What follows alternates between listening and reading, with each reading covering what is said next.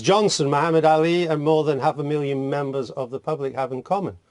Well, they're all united in heaping opprobrium. For Stephen Ann's sake, I should point out that that means they're being critical on the head of Republican presidential candidate Donald Trump. More than 500,000 people have signed a parliamentary petition calling for him to be banned from entering the UK. It stems from his announcement earlier this week that a Trump presidency would see a ban on all Muslim people entering the US. He was roundly condemned in America, but also by British politicians and other public figures for saying that. And in response, he tweeted, quote, "The United Kingdom is trying hard to disguise their massive Muslim problem. Everybody is wise to what is happening. Very sad. Be honest." But while the majority of people in British public life joined in the condemnation, he had one champion. Yes, the columnist Katie Hopkins, who said, "Don't demonize Trump. He speaks for millions of Americans, and who can blame them for not wanting to end up like us?" And it turns out that Donald, or the Donald as he's known to his fans, is a fan of Katie's. He tweeted, "Thank you to respected columnist Katie Hopkins of the Daily Mail for her powerful writing on the UK's Muslim problems." So there we go. Well, Katie Hopkins is a columnist for the Daily Mail online, and she joins us now from our Plymouth studio. Welcome to the Daily Politics. Now, you supported Donald Trump's words on this, but you also said it was totally impractical to do. So how do you square that? I think what I was saying was that I support the ideas behind what he's trying to do. You know, ultimately, Donald Trump is trying to show true leadership. The Americans felt very let down by what Obama said some 2 days after 14 people were gunned down. And I think in that kind of vacuum, what you see is Donald Trump stand up and at least say something that sounded like he wanted to protect his nation, protect America. And that's what I stand behind, is we need strong leadership at these times. And I'm actually personally a little tired of your BBC bias, which of course keeps telling us that most people support banning Trump from the UK, whereas actually it's only 500,000 people clicking on a mouse. When did I say most people are in favour of banning? Well, you went through a long list, didn't you, of Boris Johnson, people clicking on a petition. Yeah, lots but when of did I say most figures. British people? I have no evidence. Well, let's for talk the about views the of most people British people. So let's come back instead of saying things about me which aren't true. Let's come back to what you say. So let me ask you this. Hold on. I asked the question. So let me ask you this. You said that what Mr. Trump said is, quote, a lot of hot air. Why is that showing leadership? How is hot air leadership?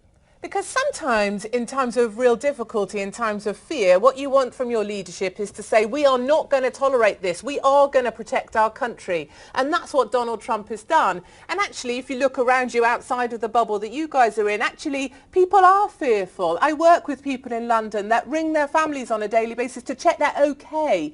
My family aren't that keen on me going to London right now. My friends won't go there. Paris has taken a 50% cut in its tourism trade. I think what we see is there is fear on the streets. We may not want to acknowledge it, and you may want to talk about that petition, but then why don't we talk about the other petition of 400,000 signatures, which people say, let's stop migration while we think about how we're going to protect our country. And one of the things that really annoys me, of course, is our Muslim community do not stand up and separate themselves enough, for my liking, from the very fearful acts of terrorism that are right here on our shores. But there have been Muslim demonstrations against what's been happening in their name. There have been Muslim leaders who stood out and talked about it and condemned what they've been doing. You seem to keep on setting a test for them that they have to meet all the time. They're not required to do that, are they?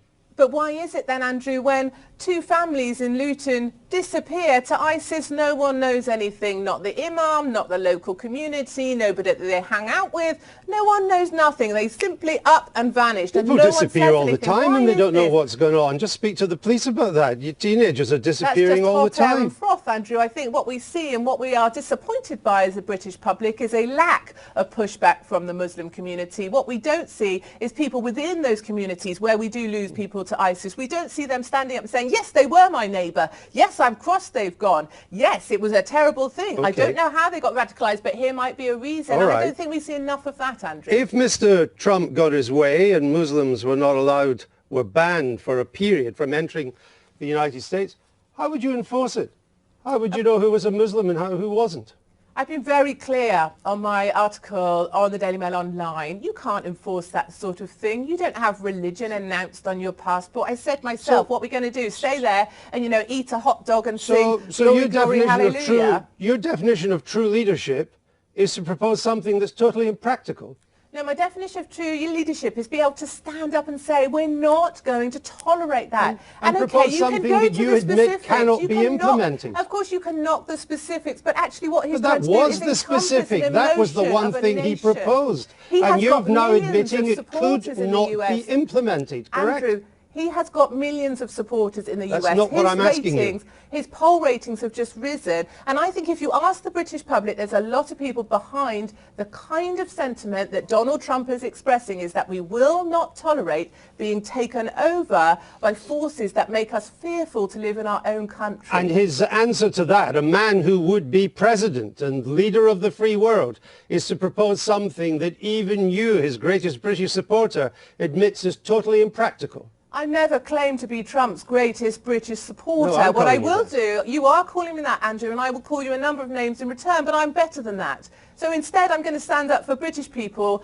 who do have some strength of agreement with Trump's sentiment, who are clicking on an alternative petition, Andrew, which the BBC aren't speaking about, which says they do not want any more immigration into the UK until we can control the fear we feel in our own towns and cities. From what we know of British public opinion on this issue, the latest polls suggest about 2/3 of British people don't agree with Mr. Trump. I still would say to you, Andrew, you know, yesterday I was quoting figures of 25% of British people stand very strongly behind him. So you're now giving me an extra percentage there. So a third of people stand strongly behind Trump, and I don't see that message. No, that's not how polls work. 2/3 are against him. A smaller percentage don't know, and a smaller percentage are in favour of him. It's not 2/3, 1/3. That's not how polls work. Just before the general election, your polls told us it was neck and neck, that absolutely we didn't know who was going to be in number 10. Sorry, the BBC doesn't have polls, Katie Hopkins. I mean, I know you don't like us very much. BBC doesn't have polls. The one poll it did have actually got the election spot on the night. But let me ask you this. No, I want to say something, Andrew, if I may. You've said... I would like to say something, if I may. No, I want to ask you an important question of something that you've written. You've said that we've gone too far in regards to the Muslim population and, quote, we've lost control of vast swathes of our country. Where are these vast swathes? There's plenty of places in the UK that other people will tell you, I can tell you, I would not walk through. I would not walk through. I don't think it's legally accurate to actually name certain areas. I think there's been some legal issues around that. No, there's no legal issue. You can name areas. Tell us these vast swathes of our country where we have lost control. And if you didn't talk so much, I might be able to, darling. Well, just give me a name. I do think if I was to walk through certain areas of our population where over 90% of people are Muslim, I wouldn't fare too well. And I think my friends in the Jewish communities have also found they've been spat at, they've been shouted at, they're intimidated. Sure. Some people would fear. That's terrible behaviour, but it's not losing control. So let me ask, we have lost control. Let me ask you one more time. We have lost control. Give me one example of a vast swathe of country. Give me one example of a vast swathe of our country where we, the authorities, have lost control. I know those places exist, Andrew. Later on I'm going to my child's nativity play, and do you know what? I'm proud that my school has one because so many don't. So, these days all we can have is multi-faith assemblies, and that's not something I'm proud of. So you can't, in other words, you can't tell me, and so you'll talk about your child's nativity play. No, I welcome the Daily Politics to follow me as I go through some of the areas where I will be spat at, I will be shouted at, I will be told, we can't follow you unless you tell us where they are. No, come with me, Andrew. I invite your camera crews to come with me and see who tells me to cover up my hair, cover up my face. I mean, I can see that might be an advantage. I'm welcoming you, Andrew. Join with me. I still think a large percentage of our population stand behind Donald Trump, and I don't think the BBC are giving that enough airtime. Okay, Katie Hopkins, thank you very much. Thank you, Andrew. From Plymouth there. You didn't frankly have the balls to put country before party.